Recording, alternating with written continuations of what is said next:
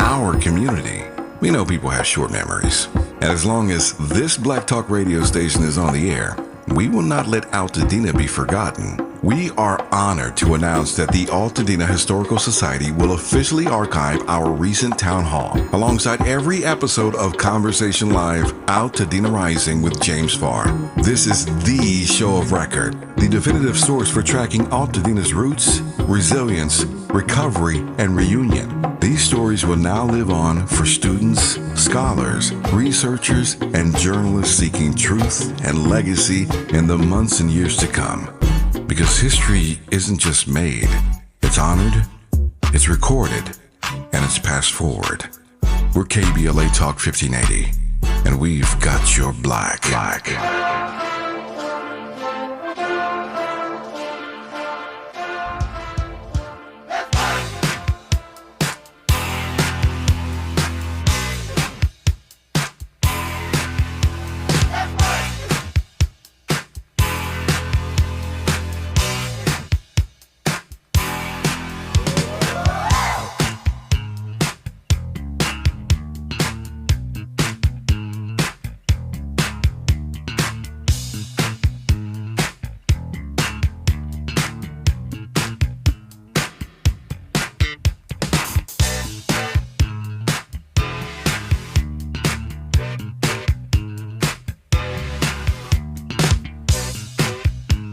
KBLA Talk 1580. Let's work. Oh wait, who's on the line?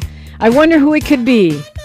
When you hear Prince, I wonder who it could be. Well, I guess it could be Tavis Smiley.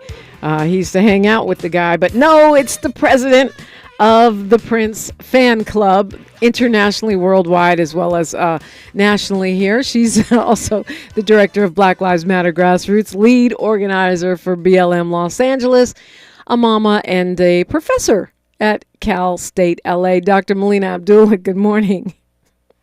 Good morning. Good morning. Yes, that gets us in the mood for what we got to do, right? Let's work. Is that our theme song for the next rest of our lives?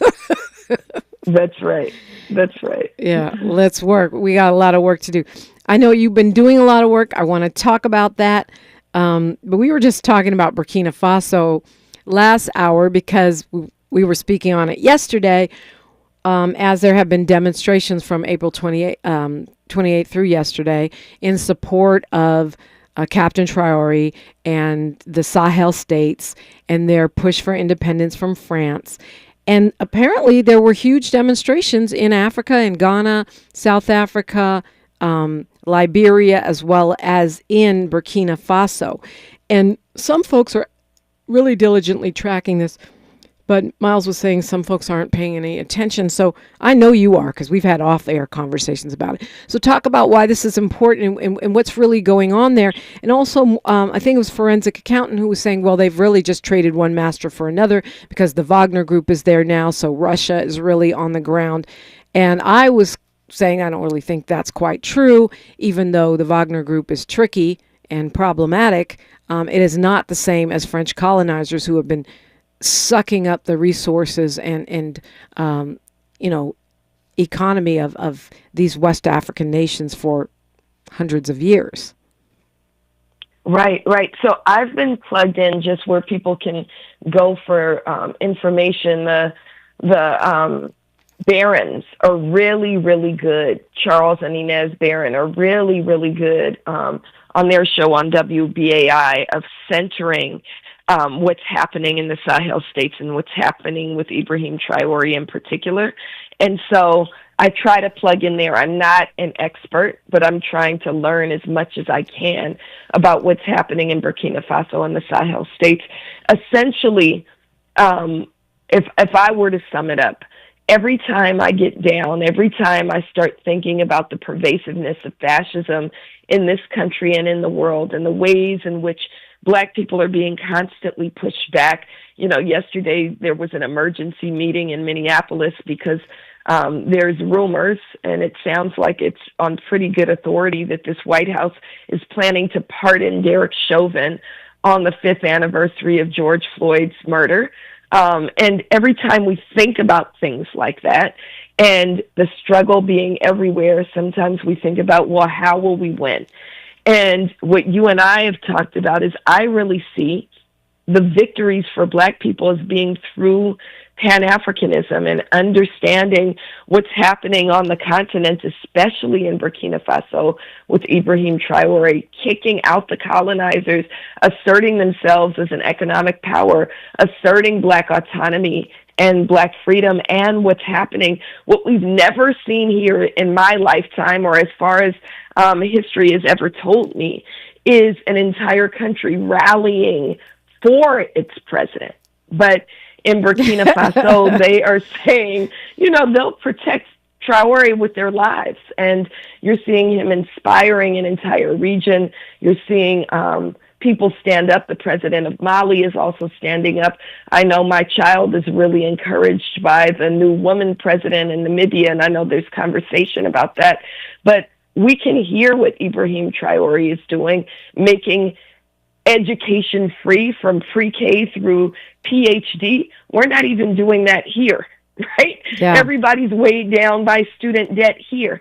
And really what they're looking at Traore as being is really the new Gaddafi. And I know Gaddafi is a bad name because we've been trained to think he's a bad name. But really what Gaddafi was doing in Libya is nationalizing the resources for the benefit of the Libyan people.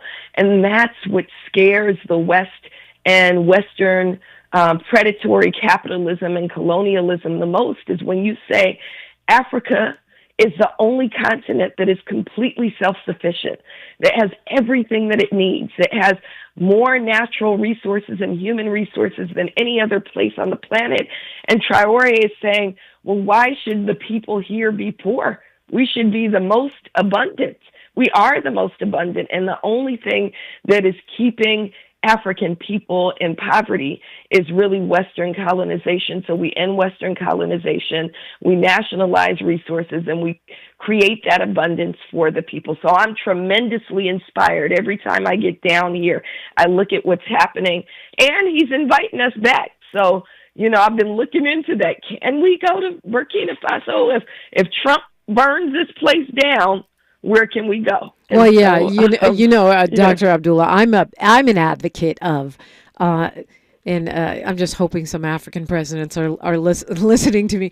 I'm an advocate of the Pan-African passport for Black Americans right now. Like, we need a special Dodge Doge passport where we can just go to any African nation and just get in there until we figure it out, right? Because we know there are many like Kenya, Burkina Faso, Ghana, that are making it easier and easier to have dual citizenship if you're a Black American. Anyway, I don't want to go too deep down this rabbit hole because I know we have a lot to talk about. But since you mentioned Ntembo Nandi Ndaitwah, who's the Black woman president of Namibia, she has also decided to make college free starting in 2026, even as Trump is tightening up on student loan aggression. And she fired the Minister of Agriculture because he's been accused of rape, unlike our government, which is full of rapists, including at the very, very top in the White House. It didn't take her 100 years. She was like, oh, rapist, bye. Right. And now they're already slurring her, saying that she ordered the deportation of 500 Americans when that is actually not even true. It's just a made-up social media bull. So just wanted to throw that out there since you brought her up. Let's circle back to this emergency meeting, though, because I had heard this rumor about Chauvin being pardoned by the current president. I hadn't heard they were going to do it on the anniversary of Floyd's murder, but then the White House explicitly denied this. Of course, they do a lot of things they deny, like implementing many aspects of Project 2025. So is this a new wave of information that makes it seem like this is likely to actually happen? And what can, if so, what's the response look like?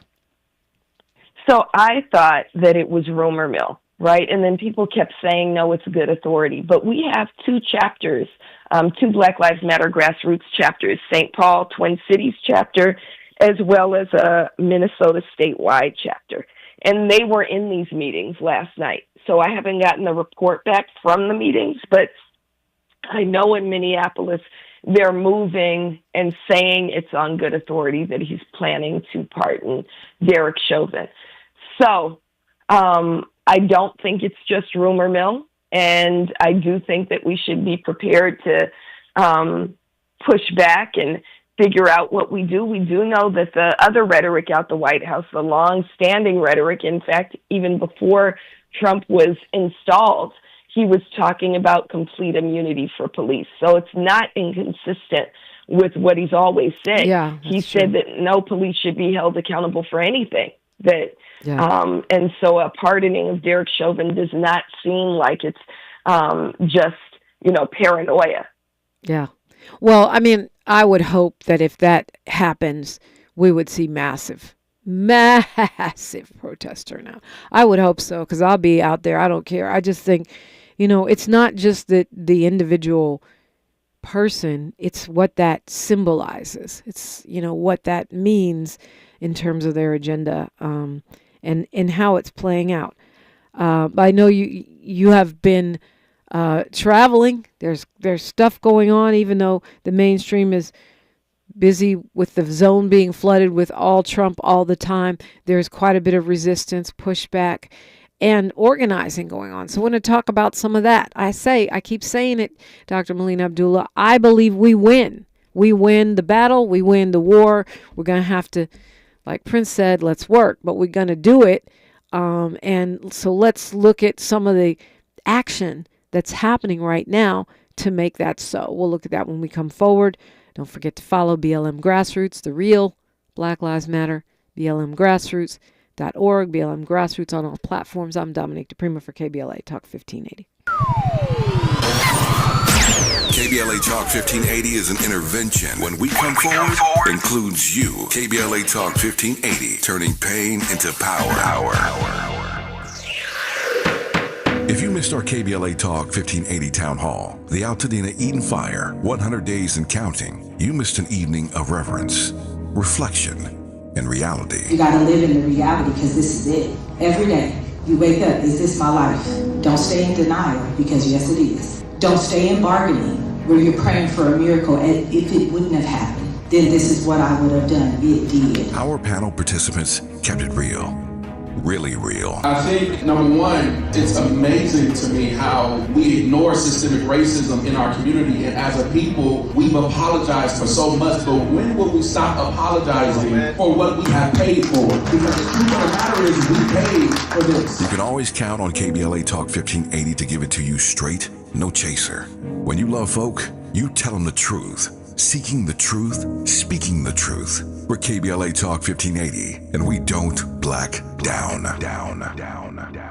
Febreze. As a rideshare driver, I love keeping my car smelling fresh and clean. So when I'm driving, I only trust Febreze car vent clips, featuring 3 distinct intensity settings, because it's that little touch that sets me apart. I can turn the intensity down for subtle freshness, or I can turn it up for when I want lots of scent. So whether it's set to low, medium, or high, with Febreze car, I know my car's going to smell amazing.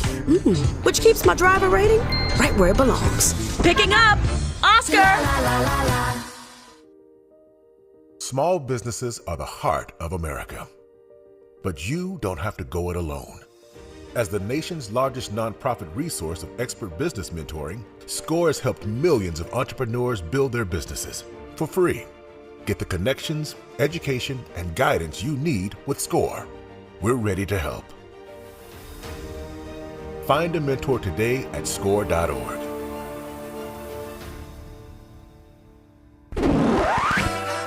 You really about to do it? 40 acres and a mule, this is bigger than the music.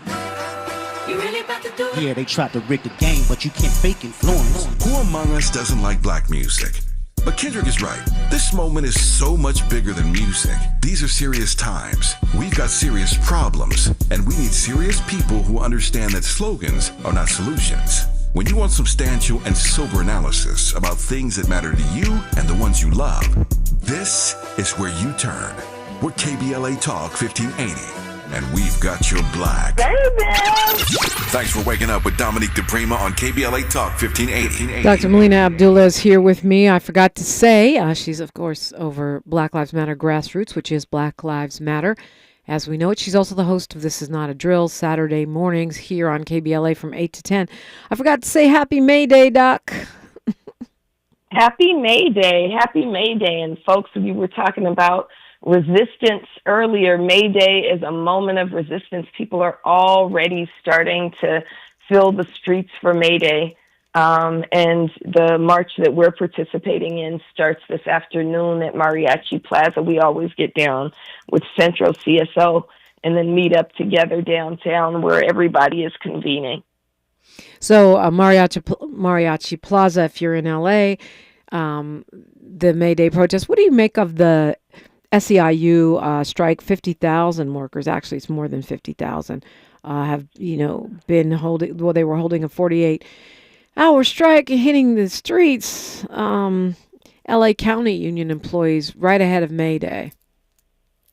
I think it was extremely powerful. If you watched the videos of the footage, they couldn't even capture all of those people. I would say it was far more than 50,000 people striking. And I think it draws attention to, again, the way in which we're not using public resources. I've said that what this Trump, Vance, Musk regime has ushered in at the local level is the idea that you can take public resources and make them private wealth. And you can really mess over workers. And that's what we're looking at, workers being messed over and the people being abused. And so SEIU is the first to strike in this way. But I think that you're going to see massive strikes all around the country. And it demonstrates, ain't no power like the power of the union, and the power of the union don't stop. So I think you're going to see a pushback on the assault on labor rights by increased unionization and a recognition that when we come together and unionize, then the workers have the power. SEIU Local 721 is the county, but it impacts hospitals and all kinds of people. 10 million people they serve every single day. That strike ended last night, but they're in the middle of contract negotiations, and I'm pretty sure they'll be out at some May Day strikes around the country, around the city and county if they're not already. And like you said, this is all happening against the backdrop here in LA of our budget negotiation, where we're facing the possibility of layoffs in the middle of a terrible deficit in the budget. And yet LA Times actually for once had an interesting story on the cover today about how LAPD Chief Jim McDonnell thinks this is the right time to overhaul the department and spend even more money on them. That's right. It's absolutely sickening. What we're looking at is the proposed, and this is the mayor's budget proposal for the city of Los Angeles. She's proposed layoffs for 1,647 people and the closure of another 1,050 jobs, right? So you're talking about the dwindling of civilian, and they're supposed to all be civilian, but non-police employees, but an overinvestment and overspending on police. And it flies in the face of what the people said they want. So we did our People's Budget Survey. Dominique, you hosted as we presented those findings to the mayor on April 18th. We presented those findings to the mayor. And what we found for the fifth straight year is that Angelenos want to divest from the 3 Ps: police, parking enforcement, and prosecutions. And just over the last weeks, the prosecutions part has played out because we know the city attorney was attempting to prosecute protesters, and then it was revealed that she is, aligned with Zionists, if not a Zionist herself. And so the prosecution of pro-Palestinian demonstrators, freedom fighters, is also part of kind of her agenda as a pro-Zionist or a Zionist support, if not a Zionist herself. And so divesting from police prosecutions and parking enforcement is what the people want. But what has been advocated for by the LA Police Protective League and really adopted into the mayor's budget proposal is more spending on police. When the Budget and Finance Committee met On Monday afternoon, the line wrapped 2.5 blocks long of people wanting to make public comments. Everybody saying that this is not the right budget. And so I just want to emphasize that what the mayor submitted is a proposal, and now the power is in the hands of city council to amend, to reject, or to sign off on the mayor's budget proposal. And I think that people are increasingly pushing for, resistance rather than capitulation. That's my word of this whole administrative cycle, right? Yeah. Rather than capitulation. Yeah, absolutely. It's the word of the day. Decade? Year, whatever. Tell it to Webster's. Capitulation is the word of the decade. But it's interesting, in this article, I didn't realize that there was trouble inside, that supposedly some members of rank and file are talking about having a vote of no confidence on McDonnell and saying he's moving too slow. It feels like the whole thing is in disarray.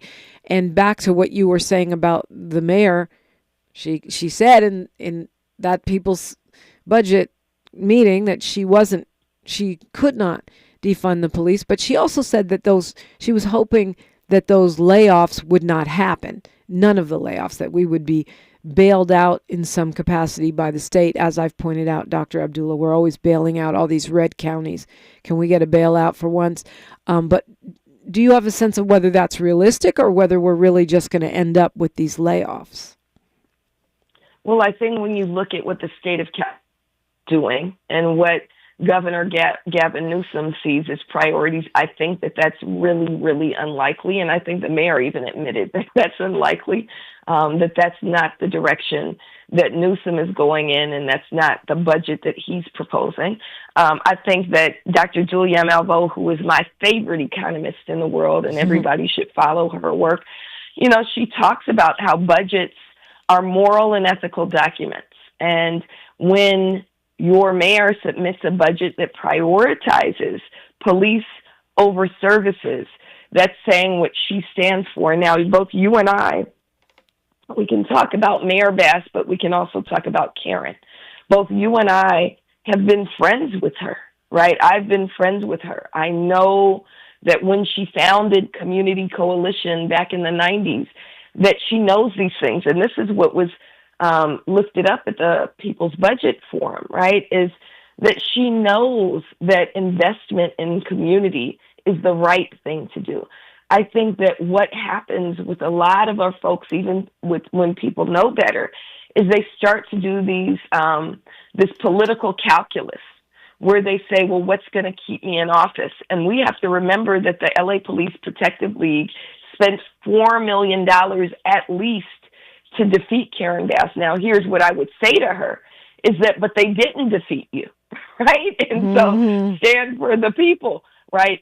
But she actually has their endorsement this go round. And I know that quid pro quo is something people don't like to talk about, but really, if you don't stand with them unwaveringly, they will come after you. That's the LA Police Protective League, the fake union that is not a union, that will not be marching in May Day parades today, that will be arresting other real workers and other real union members, as they did with 721 members.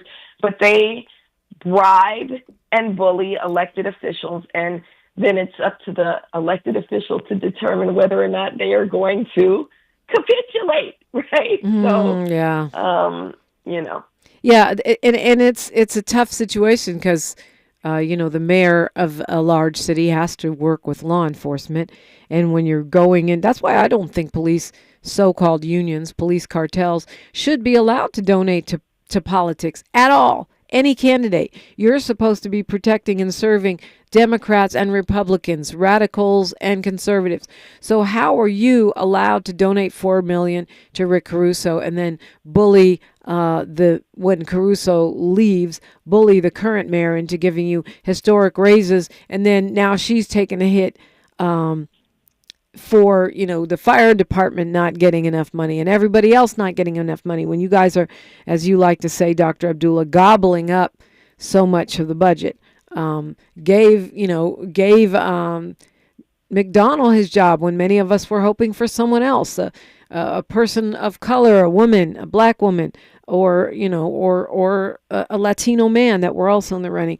All of these concessions, and I wonder what that endorsement really means because of some other moves that they make, that seem to be counter to the endorsement. Right. Well, we can also put it on the electeds themselves, right? They can refuse endorsements from the LA Police Protected League, from the Association of Los Angeles Deputy Sheriffs. They can say, just like a lot of candidates will say, I'm not taking money from big oil. They can say, I'm not taking money or endorsements from police associations. Yeah, but be realistic, Dr. Abdullah. That's going to help her lose. I mean, she can't do it. No. But she won without their endorsement. Right, but that's different than turning down an endorsement. They had already jumped on board with the billionaire by then. She can't say, I refute, I'm not going to do that. I don't think she could, but I don't think it would help her win at all. In fact, they would use it as a cudgel. It may not help her win. Yeah. I hear what you're saying, and I think that it's important to be principled. I actually don't want it doesn't advance our cause for someone who understands the cause to be in there and not move the cause forward, right? It doesn't help us if, we opposed Jim McDonnell not just because we wanted diversity. We opposed him because he's an ICE collaborator, right? We opposed him because he stood with abusive police when he was a sheriff and when he was in Long Beach. So we opposed him, and she appointed him, right? We said no police raises, and she gave historic raises. We said no more money for police, and she raised the budget. And so we need her to stand on what she understands as being the right thing, and that goes for her, but it goes for every elected official as well. We're talking with Dr. Melina Abdullah, and when we come forward after news, traffic, and sports, I do want to talk about Erskine Jenkins, a young man who was murdered by sheriff's deputies in Texas, who is kind of pulling on my heartstrings in a way that reminds me somewhat of Elijah McClain and the action that you recently took around that case. So important. KBLA Talk 1580. She's reclaiming her time on KBLA Talk 1580. More First Things First with Dominique DiPrima when we come forward.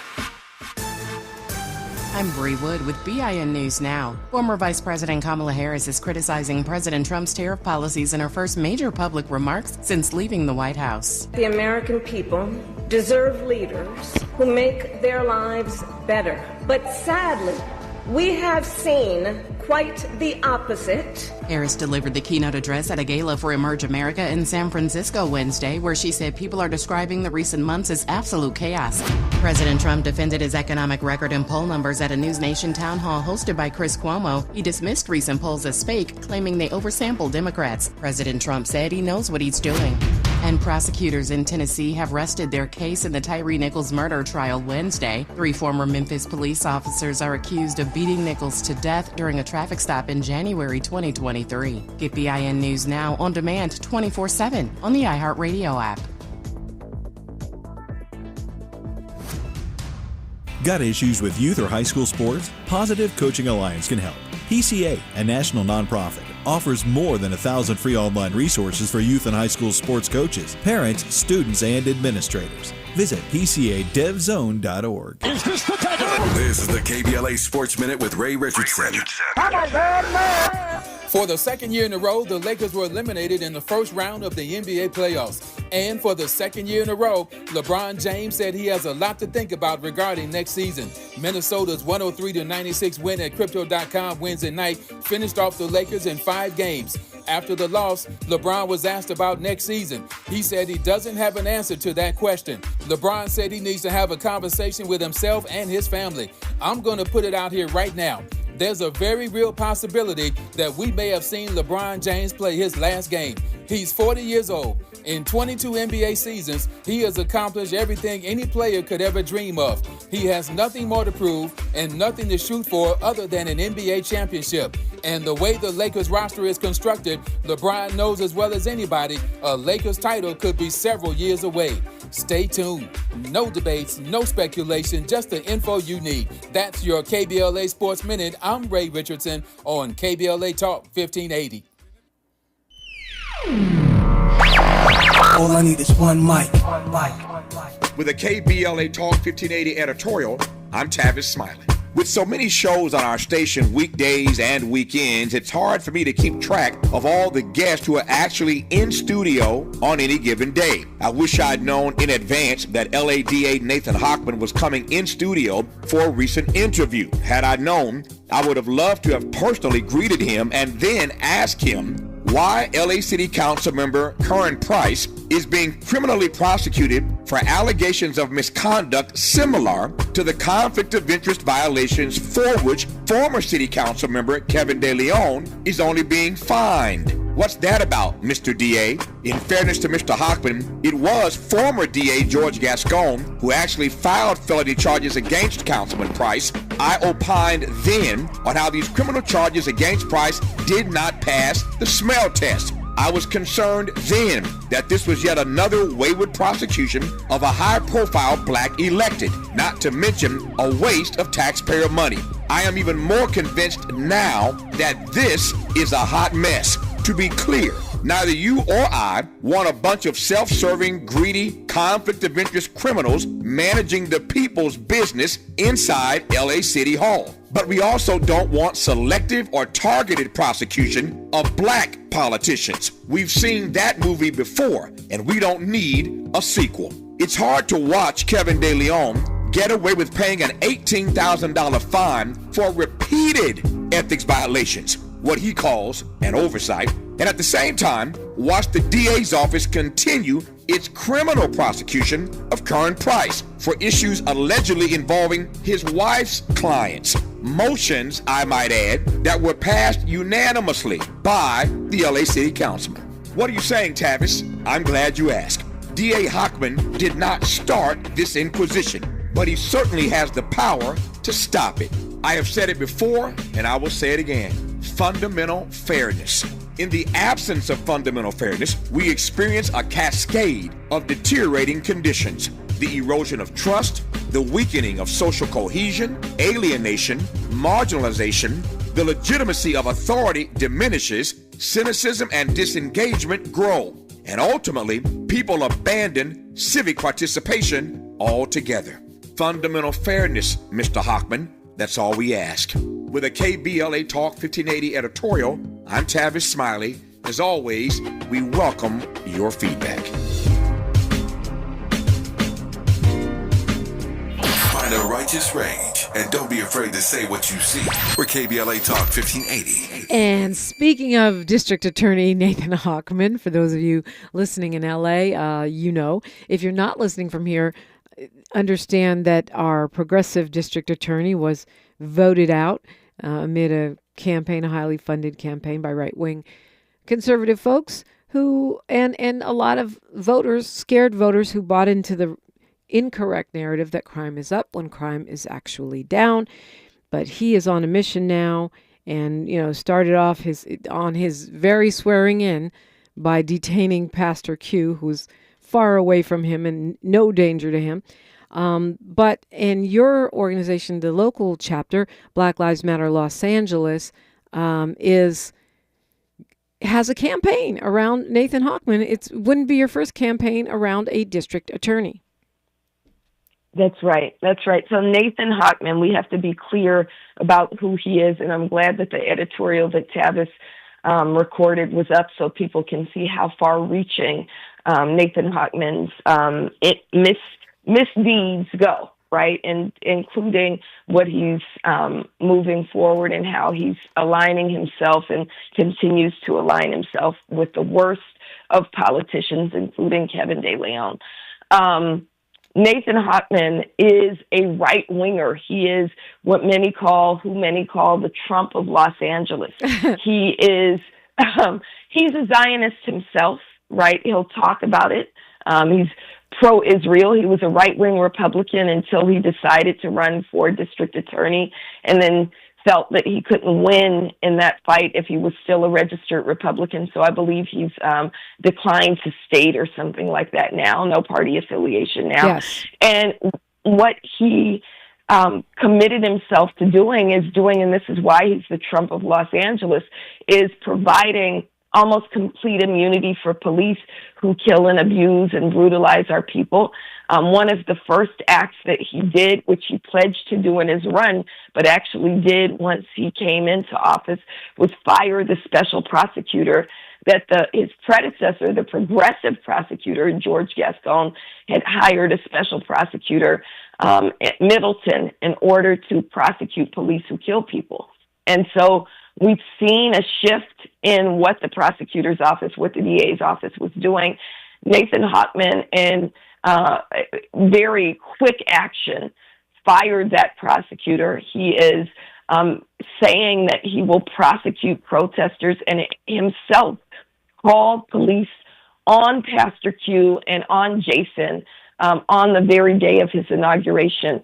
They were across the street protesting Hochman, and he had Pastor Q arrested. He had Jason, who's also a member of Black Lives Matter Los Angeles, was there with his toddler-age son, separated him, handcuffed him in front of his son for simply yelling that we don't want Nathan Hochman, right? And what we've seen since then is him calling police out on our Wednesday protests in front of LA Police Protective League. And then about a week and a half ago, when he was in the studio, he called LAPD when we kind of said, you're not going to come on Crenshaw and Vernon and come out here with this stuff, park illegally in a private parking lot. And then he actually had his security drive his vehicle that he was sitting into me, drove the vehicle into me and attempted to move me out the way by putting her foot on the gas. Did she hit you? She actually hit you with the and vehicle? Then attempted to mow I me heard down. that, but I thought that was a rumor. No. She drove the vehicle into my body, now albeit at slow speed, but drove the vehicle into my body and then attempted to use it to mow me down. And one of their other security had to tell her to stop. This is what they did. Are you okay? I'm okay. I'm okay. That's crazy. But this is what they do. And they came after Baba Keeley, who's 76 years old. He's strong and a strong voice and all of that, but he's a 76-year-old man. Came after Sheila, who must weigh, 98 pounds soaking wet. I would have guessed 12, but yeah. Pulled out their batons on us. Wow. Had a $3,000 an hour helicopter overhead. This is for a group of maybe a dozen Black Lives Matter folks and students. And then when the neighborhood saw what was happening, what was really beautiful, and this is the power of the people, is brothers started parking their cars and getting out and standing with us. People started coming over from the park and telling them they had to go. So, I mean, to me, when I heard about this, I thought this faulty research. You don't know that Black Lives Matter has a show on Saturday mornings on the station you're coming to? Like, faulty research. I mean, I'm not saying that I would have loved for him to research that, but you come to Crenshaw, KBLA, unapologetically progressive. We don't make a secret about it. This is not a drill. Every Saturday, 8 to 10, we don't make a secret about it. We don't black down. It's one of the slogans. It's in the name. And then you're surprised when there's protesters and you want to run somebody down. That surely you're not in police work, to quote my dad. Right. Look, when I came off of the show, he was in the green room. I walked in there. My students were there. I walked in there and he spoke to me. And I said, my response was, oh, the devil's in the building. Right? I'm glad I got two pastors with me. That's what I said. Right? Oh, my goodness. You are so crazy.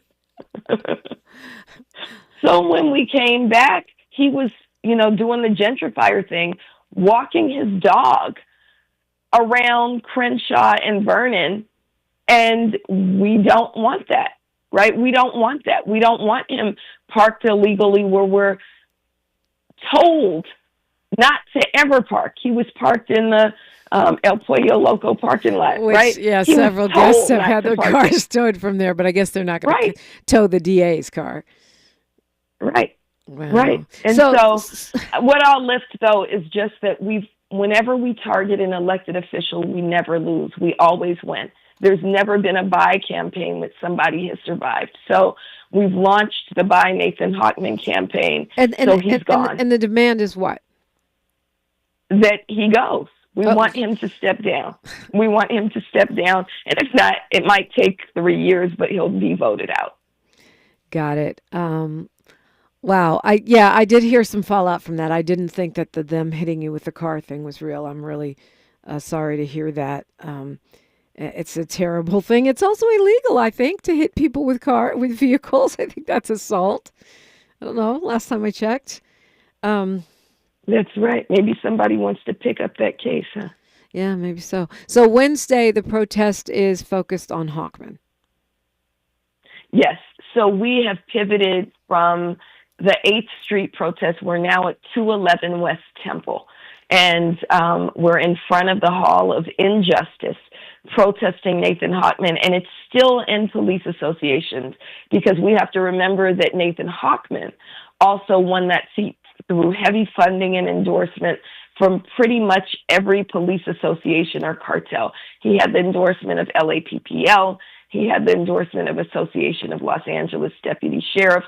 And he is really moving forward a pro-cop, anti-people agenda, wanting to lock people up for longer and longer periods. And we know that starts with locking Black people up, locking poor people up, right? But also wanting to give total immunity for police, which in return, they give him their endorsements and their contributions.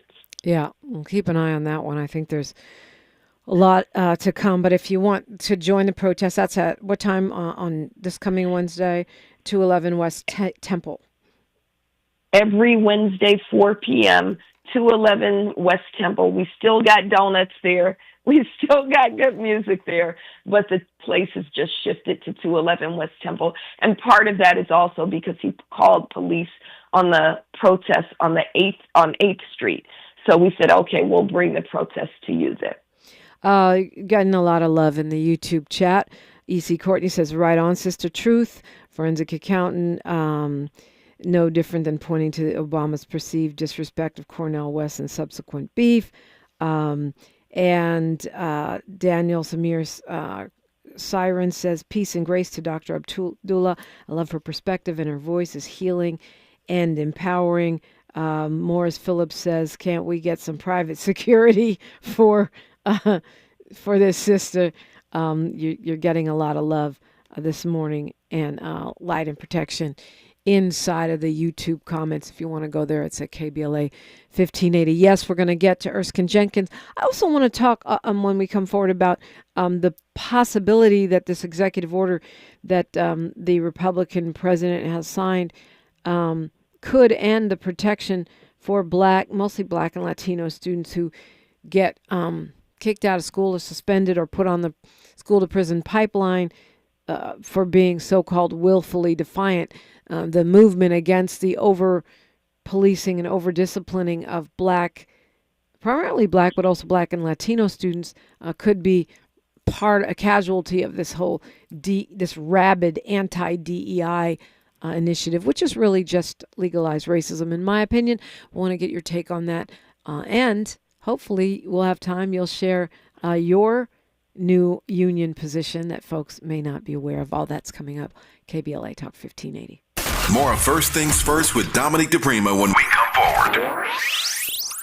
We asked seniors how to prevent Medicare scams. My best advice, if you get a phone call, do not talk to the person. These people are well trained. Don't talk to them. They don't know me. They're just trying to scam me. Don't be fooled. Hang up. Just hang up. Never give out your Medicare number. They're going to get your number to put in a false claim. If I get a call from someone, I don't pick up the phone. And should I pick up the phone and they ask for information, then I hang up. How do you detect Medicare fraud? Just like I check my credit card statements, I check my Medicare statements monthly. Scammers can get a hold of your number, order medical devices through your account, and you're not even going to know about it if you don't look at your statement. Check your statement every month. If you get your statement and you see something that you know you did not have done, you report it. Call your senior Medicare Patrol. To report Medicare fraud, call the Senior Medicare Patrol at 855-613-7080. I feel so alone. I'm embarrassed to talk about it. How can I help my kid if I can't help myself? I can't remember when I wasn't stressed. I don't like it inside. When you feel overwhelmed by your thoughts and emotions, it's okay to get help. You are not alone. CalHope is here for you with free, safe, and confidential mental health resources for youth, young adults, families, and you. Find support now at calhope.org. My mom has decided to learn to paint, and she's good. My dad's now into creative cuisine, and I've already put on 6 pounds. Learning new things comes with age. My mom? She started forgetting my name and what we're talking about. Forgetting well-known things doesn't. Memory loss may be a sign of Alzheimer's disease. Early detection gives you and your loved one time to plan for the future. Learn the warning signs of Alzheimer's at 10signs.org. Brought to you by the Alzheimer's Association and the Ad Council. KBLA Talk 1580 and the California Black Chamber of Commerce invite you to the Small Business Development Workshop, How to Do Business with California Government, on Thursday, May 15th at Victory Park in Pasadena, 2575 Paloma Street. Get certified and register as a new bidder. Sell products and services to the state. Learn about pre-bid events and more, and it's all free. All you have to do is sign up at www.calbcc.org. That's www.calbcc.org. Registration for the Small Business Development Workshop, How to Do Business with California Government, begins at 9 a.m. and the workshop concludes at 1 p.m. on Thursday, May 15th at Victory Park in Pasadena, 2575 Paloma Street. This is a community call to action from the California Black Chamber of Commerce and KBLA Talk 1580. Ready to order? Yes. We're earning unlimited 3% cash back on dining and entertainment with the Capital One Saver Card, so let's just get one of everything. Everything? Fire everything. The Capital One Saver Card is at table 27 and they're earning unlimited 3% cash back. Yes, Chef! This is so nice. Had a feeling you'd want 3% cash back on dessert. Ooh, tiramisu. Earn unlimited 3% cash back on dining and entertainment with the Capital One Saver Card. Capital One, what's in your wallet? Terms apply. See CapitalOne.com for details. The conversation continues right now with Dominique DiPrima on First Things First. Okay. We're going to make this happen. Dr. Melina Abdullah is with me. She's a professor at Cal State LA, also a political scientist. That's the part we rarely emphasize, host of This Is Not a Drill Saturday mornings, and the director of Black Lives Matter Grassroots, which currently has 39 chapters. They are the real Black Lives Matter, the people showing up and doing the work on the ground and standing up for our people. Dr. Abdullah, I mentioned Erskine Jenkins as a Texas Tech student who was murdered by sheriffs in Lubbock at a Friendsgiving last year. I'm going to do a little speed round with you because there's a bunch of stuff I'm going to try to touch on. But talk about that case and the action you guys just did. Sure. Well, I know you've had Erskine's mom on the show before, yes. And Erskine was a college sophomore at Texas Tech.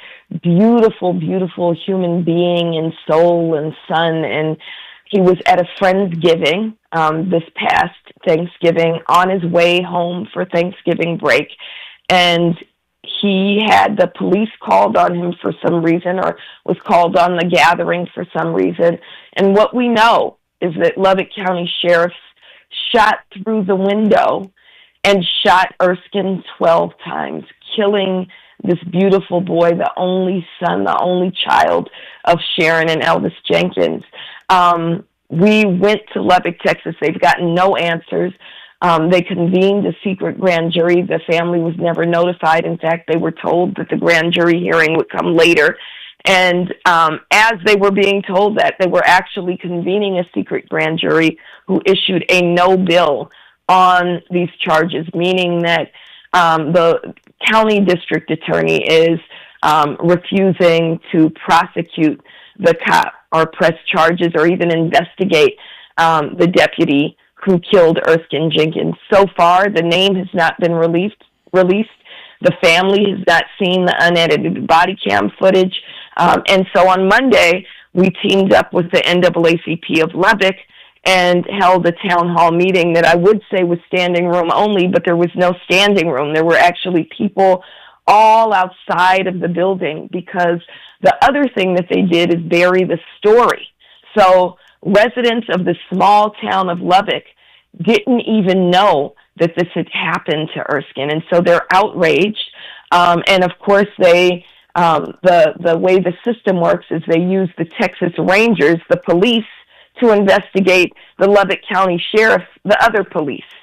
And nothing has come of that. So what breaking news is that after we had the town hall meeting, a bunch of black pastors were really, really outraged, and they went to the Texas Rangers office and jammed up the Texas Ranger who was supposed to be doing the investigation, named Robert Hitt.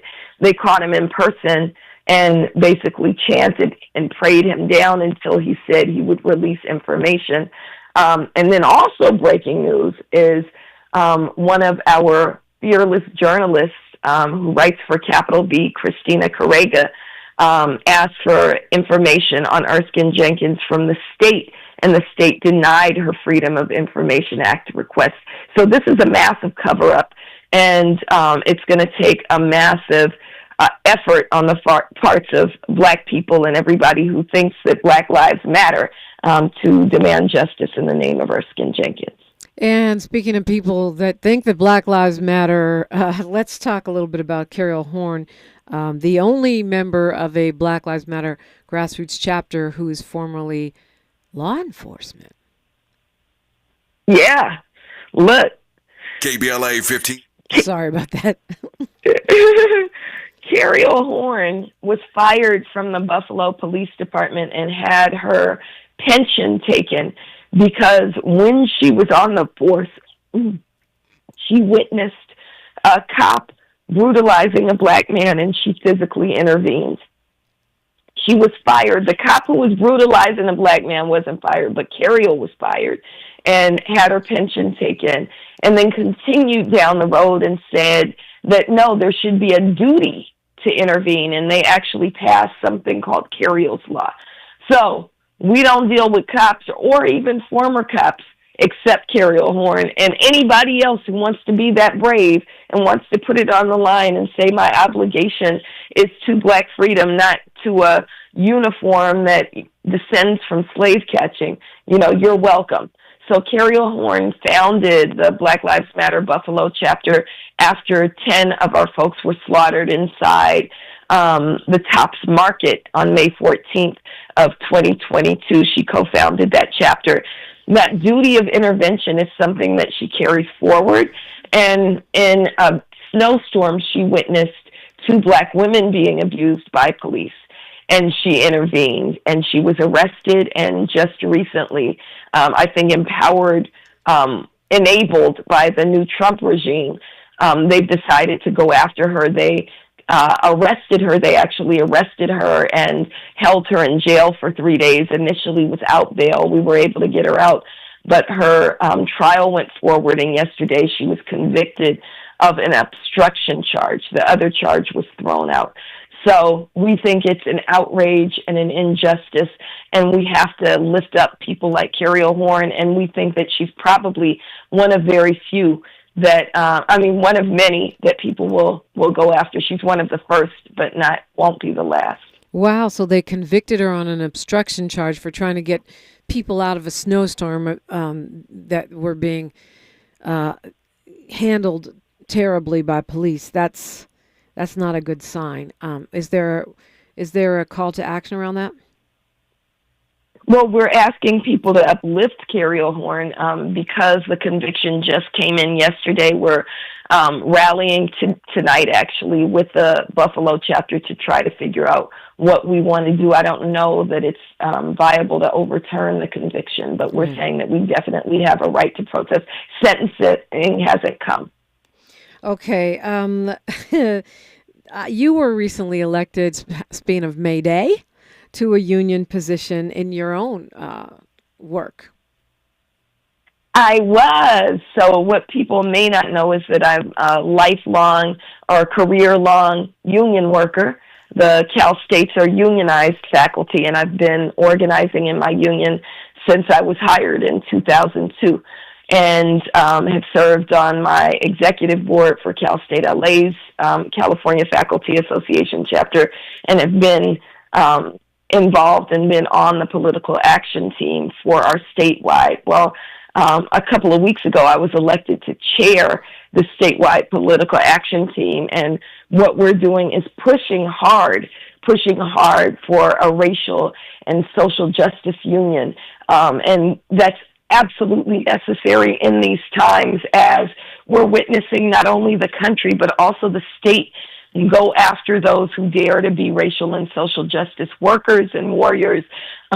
So I know we've talked about things like Angel Marie Taylor at Cal State Channel Islands. Well, we have to keep our eyes open. Not only have they targeted this young student activists, they're targeting more student activists, but also faculty who dare to be critical of the so-called State of Israel. And so what we're doing with the union and my vision for political action is to call us all in to push back and not capitulate to fascism.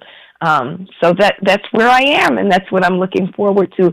I'm also on the County Federation of Labor, a delegate to the LA County Federation of Labor, where Yvonne Wheeler is a tremendous president and replaces the president who was conspiring with Kevin De Leon and others against Black Power. So Yvonne Wheeler is our president at the county level. Well, congratulations. I think it's an important vote of confidence in you at a terrible, terrible time. We'll have to talk another day about this willful defiance order because we're just about out of time. But I mean, I think it's clear that Black and Latino students are already being targeted all the way down to the high school and elementary level by the Trump administration. You know this clock better than I do, probably. Tell us what to do, where to follow, that kind of thing. Sure. So today we'll be out in the streets for May Day with Centro CSO. Meet us at Mariachi Plaza in Boyle Heights at 4:30. Meet us every Wednesday in front of the DA's office, 211 West Temple. And then you can follow Black Lives Matter Los Angeles at BLM Los Angeles on Instagram, BLMLA on X, and follow Black Lives Matter Grassroots, BLM Grassroots on all social media. My name is Melina Abdullah, and I'm Doc Melly Mel on all social media platforms. Boom. Tavis Smiley is up next. I'm Dominique DiPrima. Like my mama used to say, history is now, and we are making it together until tomorrow. Freedman Friday, Risa Islam, Jay French is going to be on. One love. KBLA 1580 Santa Monica.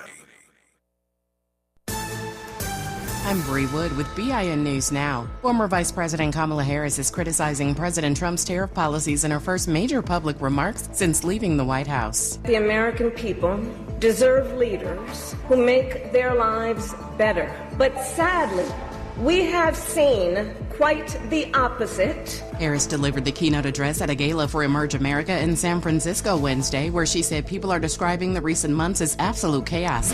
President Trump defended his economic record and poll numbers at a News Nation town hall hosted by Chris Cuomo. He dismissed recent polls as fake, claiming they oversampled Democrats.